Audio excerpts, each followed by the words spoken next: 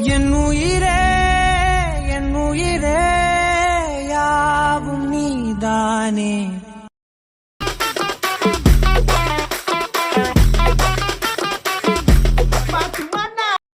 அவர் கவனிக்காம பேப்பர் படிச்சிட்டு இருக்காரு. இதான் சாக்கு. அப்படியே நைஸா எஸ்கேப் ஆயிரலாம். நட டேய் நில்லுடா. அம்மா நான் சும்மா இல்லடா. என்னம்மா? டேய் டீ சூடு பண்ணி எடுத்துட்டு வான்னு சொல்லிட்டு டீ எடுத்துட்டு வரதுக்குள்ள எங்கடா போயிட்டு இருக்க? ஐயோம்மா, சாராக்கு அவசரமா காலேஜுக்கு போகணுமாம்மா. நான் சாராவை கொண்டு போய் காலேஜ்ல டிராப் பண்ணிட்டு வந்து அதுக்கப்புறமா டீ குடிச்சுக்கிறேம்மா. டேய் உனக்காக 2 தடவை டீ சூடு பண்ணிட்டேன்டா. இத குடிச்சிட்டு அதுக்கு அப்புறமா போ. ஐயோ அம்மா, உன் தாய் பாசத்துக்கு ஒரு அளவில்லையாம்மா. அம்மா வேணாம்மா, டீ எல்லாம் குடிக்கணும்னா மாட்டிக்குவம்மா. என்னது மாட்டிக்கிவியா?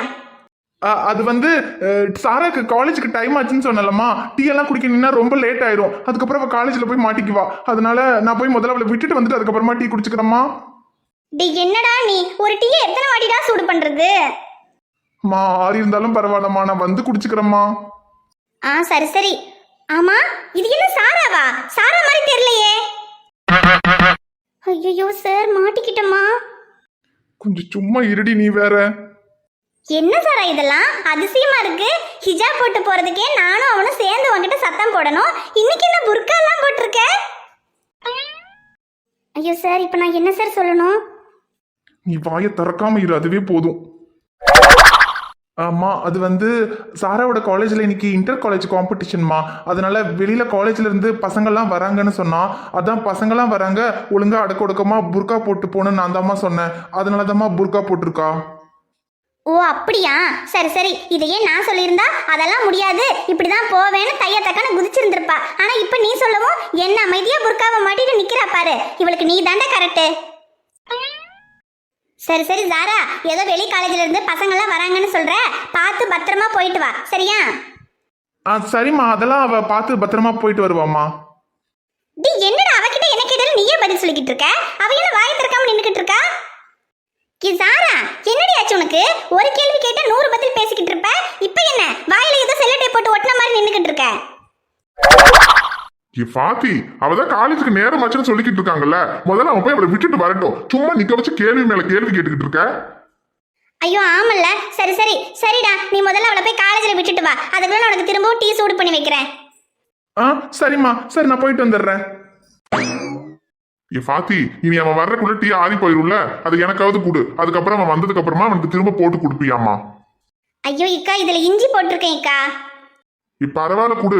டீயே குடிக்காம இருக்கிறதுக்கு எதையோ உன்னை போட்டு டீயே குடிக்கிறேன். நீ எனக்கு தனியா போட்டு கொண்டு வருவேன்னு பார்த்தா இப்போதைக்கு எனக்கு டீ கிடைக்காது. அதையாவது கொடு. சரி இந்தாங்க குடிங்க. ஷமீரோட போறது சாரா இல்ல. ஆனா இந்த விஷயம் இப்ப இவருக்கு தெரிஞ்சா பெரிய பிரச்சனை ஆயிடும். ரொம்ப தேங்க்ஸ் சார், என்னை எப்படியோ பிரச்சனை வராம கொண்டு வந்து விட்டுட்டீங்க. ஏன் நில்லு. வீட்டில் வாப்பா இருந்தனால மட்டும்தான் நான் எதுவும் பேசாம உன்னை வெளியே கூட்டிட்டு வந்தேன். ஆனா இன்னைக்கு நீ எனக்கு ஒரு முடிவு சொல்லாம இங்கிருந்து போக முடியாது ஐஷு. என்ன சார் என்ன சொல்லணும்? ஏய் நிறுத்துடி. என்ன சொல்லணும்னு உனக்கு தெரியாதா? சார் அப்படி கூப்பிடாத ஐஷு. நான் உனக்கு சார், நீ எனக்கு ஸ்டூடெண்ட். அப்படின்னா நேத்து நம்ம 2 பேரும் இருந்தோமே, அதுக்கு பேர் என்னடி? சொல்ல ஐஷு, நேத்து நீயும் நானும் எப்படி இருந்தோன்னு உனக்கே நல்லா தெரியும். அப்ப நீ எனக்கு ஸ்டூடெண்ட், நான் உனக்கு சார்னா நேத்து நம்ம 2 பேரும் இருந்ததுக்கு பேரே வேற. ஐஷு ப்ளீஸ் என்ன பேச வைக்காத. இதுக்கப்புறம் நான் ஏதாவது பேசினேன்னா அது தப்பாயிரும். திரும்ப திரும்ப சார் ஸ்டூடெண்ட்னு சொல்லி நேத்து நமக்குள்ள நடந்த விஷயத்தை நீயே கேவலப்படுத்திடாத. இவ்வளவு நாள் நீயே உன் வாயால உண்மையை சொல்லுவேன்னு பார்த்த. ஆனா நீ சொல்ற மாதிரி தெரியல. இதுக்கு மேல என்னாலையும் முடியல ஐஷு. உனக்கு எல்லாமே ஞாபகத்துக்கு வந்துருச்சுன்னு எனக்கு தெரியும். நான் தான் உன் புருஷன், பிரியா தான் உன் பொண்ணுன்னு உனக்கு தெரியும்னு எனக்கு தெரியும்.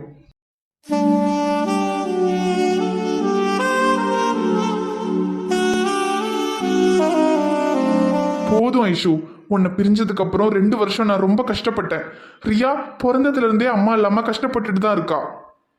எல்லா உண்மையும் தெரிஞ்சதுக்கு அப்புறமும் திரும்பவும் எங்களை கஷ்டப்படுத்த உனக்கு எப்படி ஐஷு மனசு வருது? எல்லாம் ஞாபகத்துக்கு வந்த அப்புறமும் எதுக்கு ஐஷு நடிக்கிற? நீ யாருக்காக நடிக்கிறன்னு தான் எனக்கு புரியல. யாருக்கடி பயப்படுற? நீ மட்டும் இப்போ உண்மையை சொன்னா நான் எல்லாத்தையும் தூக்கி போட்டுட்டு உன் கூட வந்துடுவேன்னு உனக்கே நல்லா தெரியும். அதுக்கப்புறம் எவன் வந்தாலும் என்னை உன்கிட்ட இருந்து பிரிக்க முடியாதுன்னு உனக்கு தெரியும். அப்புறம் ஏன் ஐஷு நடிக்கிற? ஐயோ, இதுக்காக தான் ஷமீர் நான் நடிக்கிறேன். நான் உண்மையை சொன்னா நீங்க எல்லாத்தையும் விட்டுட்டு என் கூட வந்துருவீங்க. நான் உங்க வீட்டுக்கு மருமகளா வர்றதுக்கு உங்க அப்பா சம்மதிக்க மாட்டாரு. அந்த வீட்ல இருந்து உங்களை நான் பிரிச்சு வெளியே கூட்டிட்டு வந்துட்டேன்னா அதை உங்க அம்மாவால தாங்கிக்க முடியாது. இப்பதான் பையன் வீட்டுக்கு வந்திருக்கான்னு சந்தோஷப்பட்டுக்கிட்டு இருக்காங்க. திரும்பவும் நான் உங்களை அவங்க கிட்ட இருந்து பிரிச்சுட்டேன்னா அவங்களுக்கு ஏதாவது ஆயிடும். நான் உண்மையை சொன்னா எல்லாமே சரியாகிற வரைக்கும் காத்திருக்கிறதுக்கு உங்களுக்கும் பொறுமை இல்லைன்னு எனக்கு தெரியும். அதனாலதான் நான் உண்மையை சொல்லாம இருக்கேன். இங்க பாரு ஐஷு, என் பொறுமை அவ்வளவுதான். இதுக்கப்புறம் உன்னை விட்டு இருக்கிறதுக்கு என்னால முடியாதுன்னு நான் நேத்தே முடிவு பண்ணிட்டேன். நம்ம வீட்டில் இருந்தப்பவே பிரச்சனை வந்தாலும் பரவாயில்ல, பார்த்துக்கலாம்னு நினைச்சேன். ஆனா அதுக்கப்புறம் ஏற்கனவே நான் உன்னை ஏமாத்தி வீட்டுக்கு கூட்டிட்டு வந்ததுனால தான் வாப்பா கோவமா இருக்காரு. திரும்பவும் அவருக்கு தெரியாம உன்னை வீட்டில் கொண்டு வந்து வச்சேன்னு தெரிஞ்சா அவருக்கு இன்னும் கோவம் அதிகமாயிடுமேன்னு தான் அவருக்கு தெரியாம உன்னை வெளியே கூட்டிட்டு வந்தேன். ஆனா இப்ப கூட நான் உன் வீட்டுக்கு கொண்டு போய் விடுற ஐடியா எனக்கு இல்லை. நீ மட்டும் சரின்னு சொல்ல ஐஷு, நான் போய் ரியாவை கூட்டிட்டு வரேன். நீ நான் ரியா 3 பேரும் எங்கேயாவது போய் சந்தோஷமா இருக்கலாம். எங்களை மீறி நீ ஐஷுவை கூட்டிட்டு போயிருவியாடா?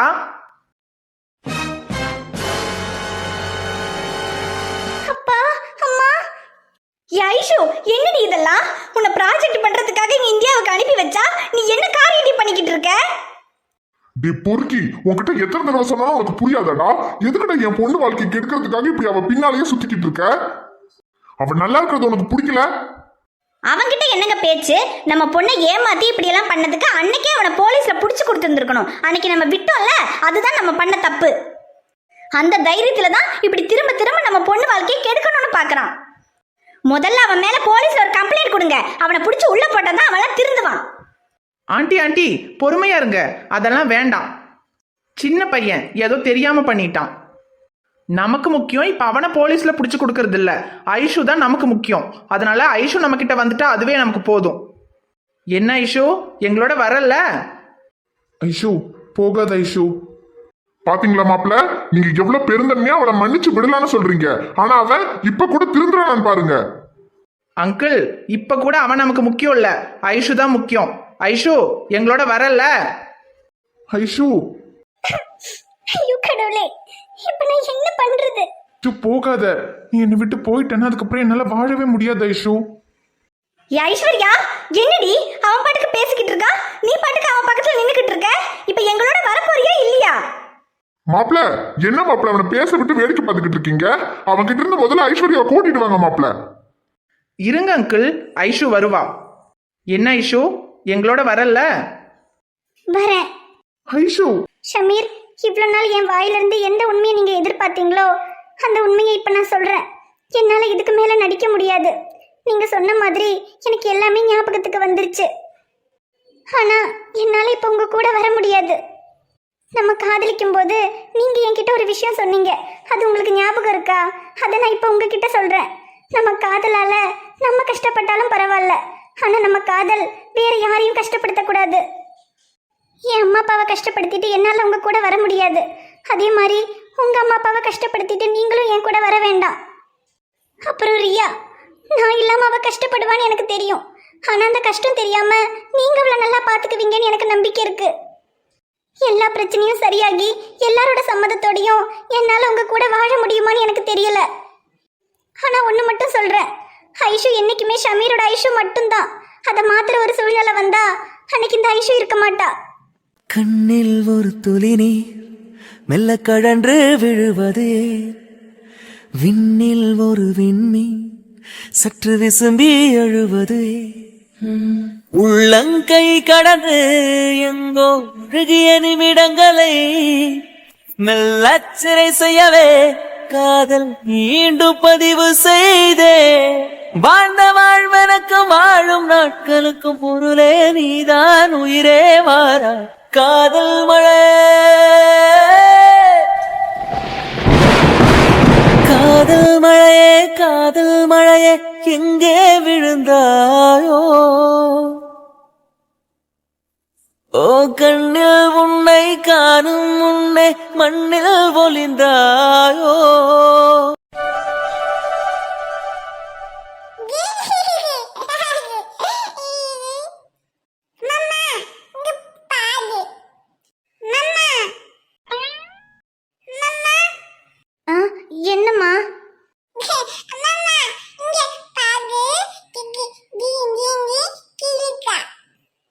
விளையாடு தங்கம்.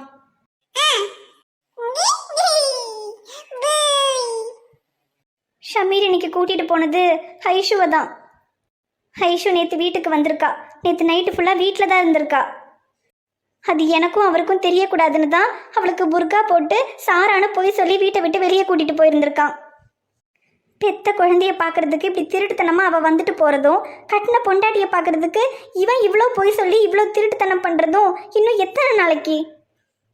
ஐஷு இந்த வீட்டுக்கு மருமகளாக வரக்கூடாதுன்னு இக்கா ஒருத்தர் பிடிவாதம் பிடிக்கிறதுனால எவ்வளோ பேருக்கு கஷ்டம். அதுலேயும் என் புள்ள கட்டின பொண்டாட்டியை பார்க்கறதுக்கு இப்படி பயந்து பயந்து திருட்டுத்தனம் பண்ணிக்கிட்டு இருக்கான். எல்லாத்துக்கும் மேலே ஒன்றுமே தெரியாது இந்த குழந்தை என்ன பாவம் பண்ணுச்சு. இப்போ கூட அவன் நினச்சா அந்த பொண்ணு கூட்டிகிட்டு வேற எங்கேயாவது போய் சந்தோஷமா இருக்கலாம். ஆனால் அவன் இன்னும் அதை பண்ணாமல் இந்த வீட்டில் இருக்கிறதுக்கு காரணம் நான் தான். அவன் தனியாக இருந்திருந்தா கூட அந்த பொண்ணு அவன் கூட போய் இருந்திருப்பா போல. ஆனால் நான் தான் அவனை இந்த வீட்டுக்கு கூட்டிகிட்டு வந்து இப்போ அவனால் எதுவுமே பண்ண முடியாமல் இருக்கான். என்னம்மா?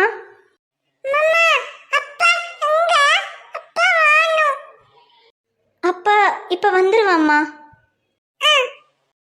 செல்லமே, இப்போ அப்பா வேணும்னு கேட்குற.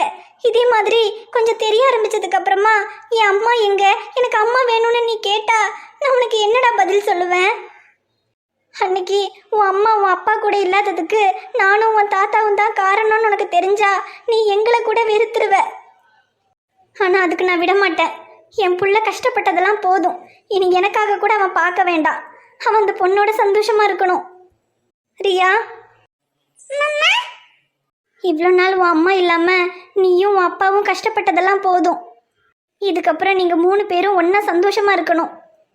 என் புள்ள இதுக்கப்புறமாவது நிம்மதியாக இருக்கணும்.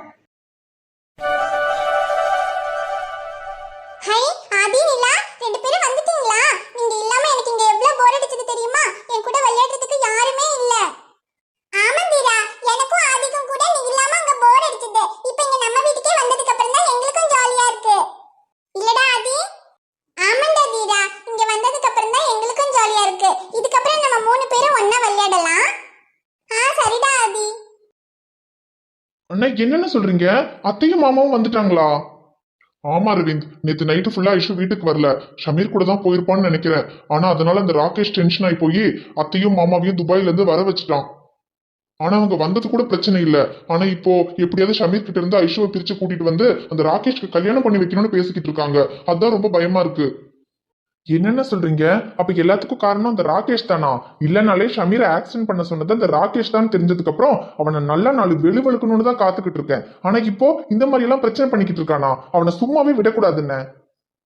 ஐயோ அரவிந்த், முன்னாடியாவது பரவாயில்ல, அவனை ஏதாவது பண்ணிடலாம். ஆனா இப்ப அத்தையும் மாமாவும் வேற வந்திருக்காங்க. இப்ப அவனுக்கு எதுவும் பண்ண முடியாது அரவிந்த். இப்ப அவனுக்கு ஏதாவது பண்றது முக்கியம் இல்ல அரவிந்த். இப்ப எப்படியும் ஷமீர் கிட்ட இருந்து ஐஷுவை இவங்க கூட்டிட்டு வந்துருவாங்க.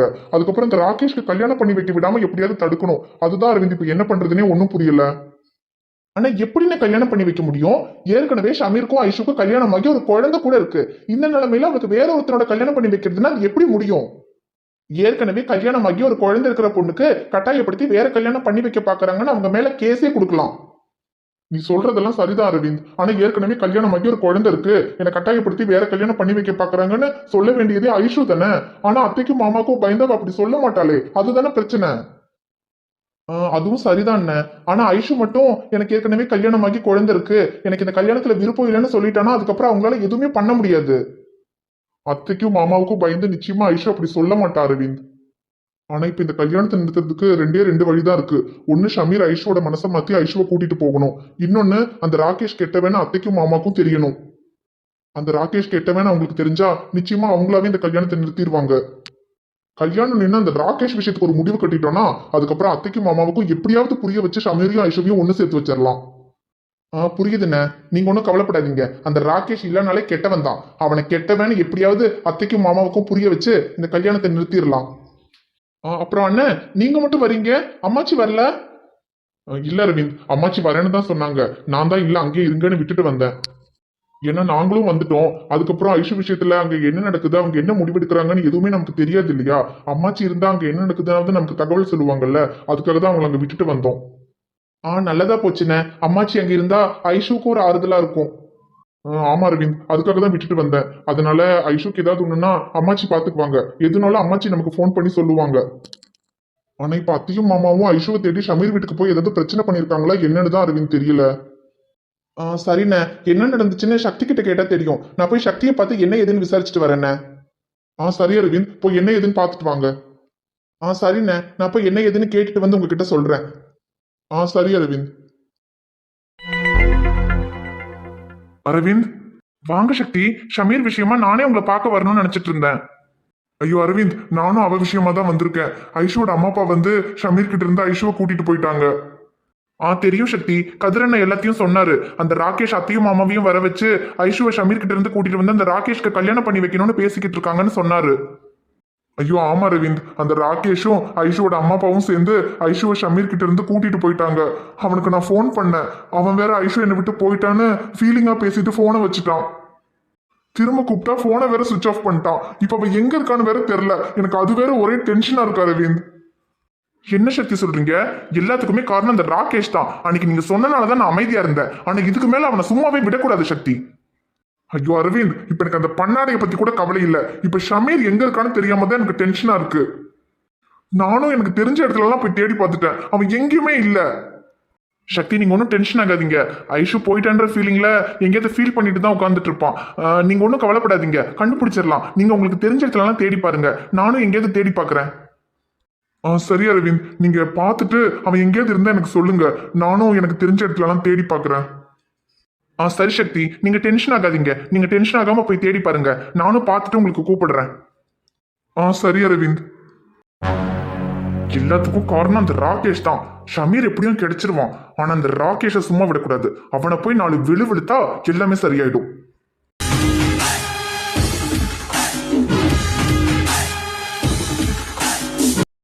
ஹாய் ஃப்ரெண்ட்ஸ், எல்லாரும் எப்படி இருக்கீங்க?